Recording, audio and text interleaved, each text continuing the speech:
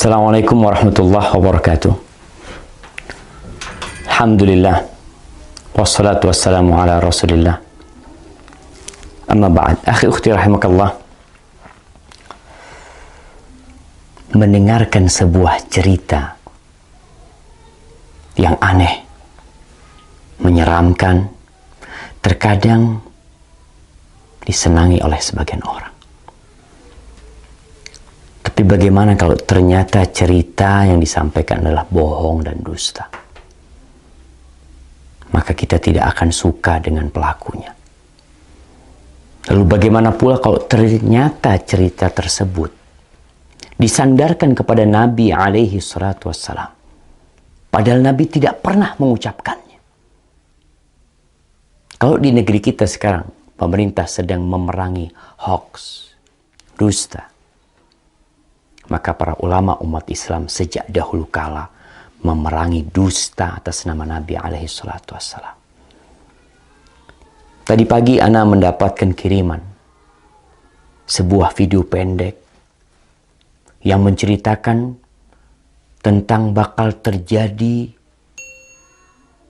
sesuatu yang mengerikan apabila pertengahan Ramadan itu tepat pada hari Jumat. Dengan semangat dia membacakannya, membuat orang yang menontonnya akan tertarik dan mungkin percaya. Dan memang dusta apabila diulang-ulangi, disebarkan, terkadang bisa menjadi sesuatu yang diyakini oleh manusia kebenarannya, padahal itu hoax. Dan Rasul sallallahu alaihi wasallam mengatakan, "Man kadzaba alayya muta'ammidan falyatabawa maq'adahu minan nar." Barang siapa yang sengaja berdusta atas nama aku, hendaklah dia bawa kursinya, tempat duduknya ke neraka. Maka jangan mudah-mudah menyebarkan hadis palsu, hadis dhaif, kecuali memberikan penjelasan. Kalau hadis itu palsu atau hadis itu dhaif. Ana akan bacakan hadisnya.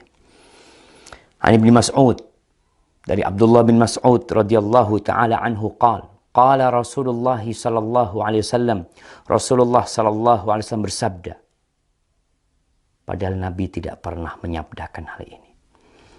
Idza kana sayhatun fi Ramadan fa innahu yakunu ma'ma'atun fi Syawal wa tamyizul qaba'il fi Dzil Qa'dah wa tasfikud dima' fi Dzil Hijjah والمحرم وما المحرم يقولها 3 مرات هيهات هيهات يقتل الناس فيه هرجا هرجا قلنا وما الصيحة يا رسول الله قال هذه في النصف من رمضان ليلة الجمعة فتكون هذه توقظ النائم وتقعد القائم وتخرج العواتق من خدورهن في ليلة جمعة في سنة كثيرة الزلزال والبرد فإذا وافق شهر رمضان في تلك السنة ليلة الجمعة فإذا صليتم الفجر من يوم الجمعة في النصف من رمضان فادخلوا بيوتكم وأغلقوا أبوابكم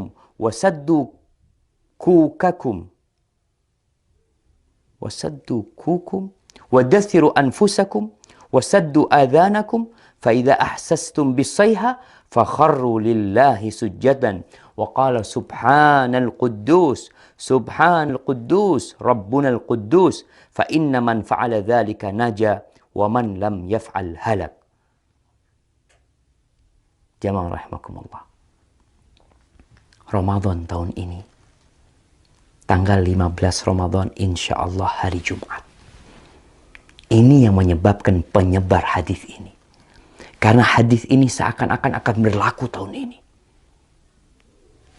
Yang artinya dari Abdullah bin Mas'ud radhiyallahu taala anhu, Rasulullah sallallahu alaihi wasallam bersabda, apabila ada suara dahsyat tepat di bulan Ramadan, maka itu akan terjadi beruntun sampai bulan Syawalnya. Banyak di antara golongan manusia lebih memisahkan diri. Mereka bergerombol-gerombol di bulan Dzulhijjahnya. Pertumpahan darah banyak terjadi di bulan Dzulhijjah tersebut. juga semakin klimak ketika masuk di bulan Muharram. Rasulullah SAW menyebutkan hal itu 3 kali. Apa yang harus kami lakukan di bulan Muharram? Para sahabat bertanya, sayang. Sungguh sayang, kata beliau. Mereka tidak mengetahui dan apa yang harus dilakukan di bulan Muharram. Saat itu di antara manusia banyak yang saling membunuh. Apa suara dahsyat itu ya Rasulullah?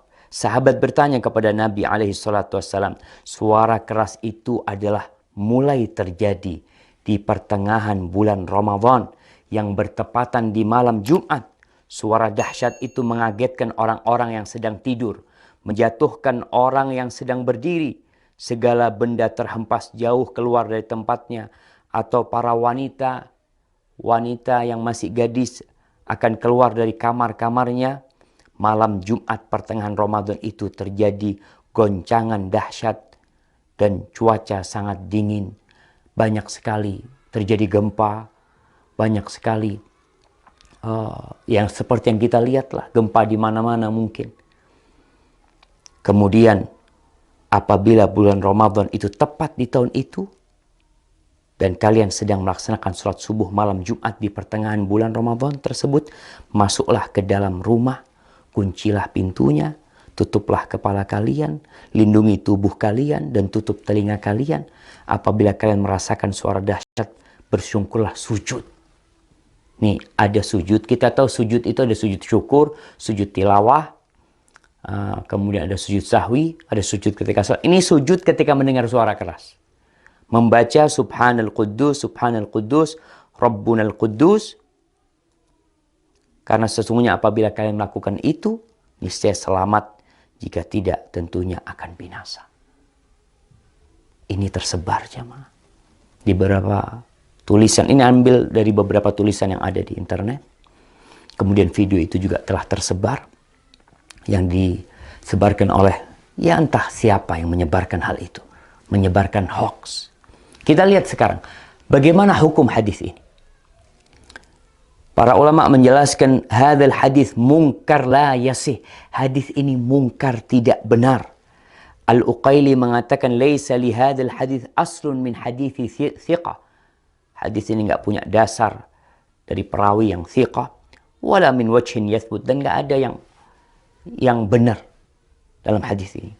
Itu disebutkan dalam Ad-Du'afa Al-Kabir. Dan Ibnul Jauzi mengatakan hadis ini hadza haditsun maudhu. Hadis ini palsu atas nama Nabi SAW. Kemudian Syekh Albani mengatakan maudhu'un, hadis ini palsu, diriwayatkan oleh Nu'aim ibn Hammad dalam kitab Al-Fitan. Dan Al-Imam Al-Zahabi mengatakan qultu dha maudhu' wa maslama saqit matruk. Ini hadis palsu. Perawinya ada yang matruk, yang dituduh berdusta jamaah. Ditinggalkan. Lalu kita meriwayatkannya, menceritakannya kepada umat, menyebarkannya. Atas nama Nabi SAW. Nabi bersabda, padahal Nabi tidak pernah menyabdakan hal itu. Jamaah, ma min qaul. Tidak ada satu ucapan yang keluar melainkan ada raqib, ada atid. Ma yalfidu min qaulin illa ladaihi raqibun atid. Akan ada yang mengawasi, mencatatnya.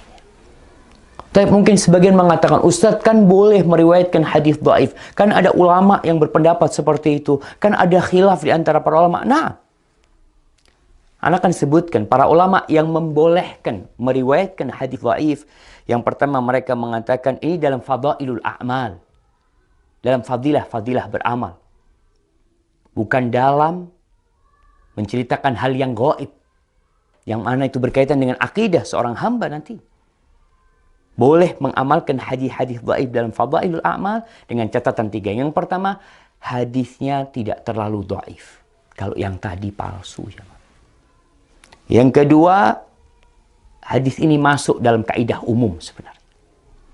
Yang ketiga, tidak boleh meyakini ketika mengamalkan bahwa itu dari Nabi SAW.